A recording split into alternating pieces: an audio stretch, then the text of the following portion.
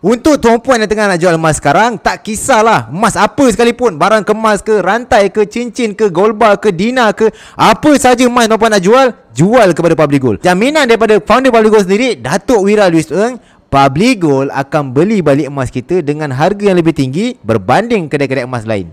Ataupun tuan-puan boleh survey dulu kalau tuan-puan tak percaya. Dan nak cari branch Public Gold, senang saja tuan-puan. Public Gold ada 19 cawangan di Malaysia. Di setiap negeri ada cawangan Public Gold, kecuali Perlis.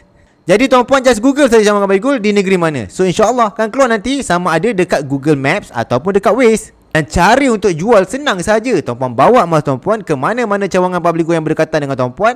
Lepas tu bawa IC sekali. So nanti just walk in dan jumpa staff dekat sana. Dan tuan-puan bagi tahu staff tu, saya nak jual emas ni. So staff akan check ketelinak emas dan akan timbang berapa berat grade emas yang tuan-puan nak jual.